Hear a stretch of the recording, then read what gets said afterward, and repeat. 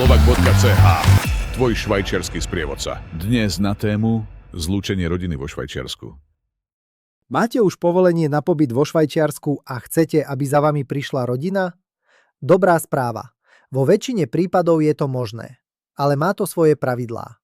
Zlúčenie rodiny sa najčastejšie týka manžela, manželky a detí. Ak ste občan EÚ, teda napríklad zo Slovenska, za určitých podmienok môžu prísť aj rodičia. Ale pozor, musíte vedieť preukázať, že sú na vás finančne závislí. Veľmi dôležité sú lehoty. Žiadosť treba podať spravidla do 5 rokov od získania pobytu vo Švajčiarsku. Pri deťoch starších ako 12 rokov je lehota výrazne kratšia, iba 12 mesiacov.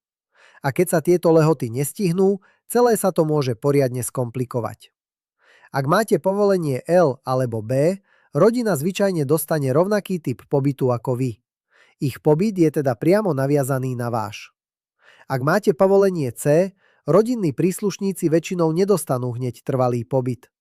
Zvyčajne začínajú s povolením B a až neskôr môžu po splnení podmienok požiadať o C. Úrad sa pozerá aj na bývanie. Nestačí len povedať, nejako sa pomestíme. Byt musí byť primeraný švajčiarskym pomerom.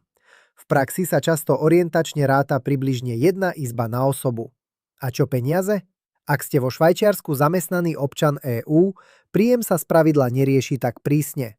Ak však nepracujete alebo podnikáte, musíte preukázať, že rodinu dokážete finančne zabezpečiť.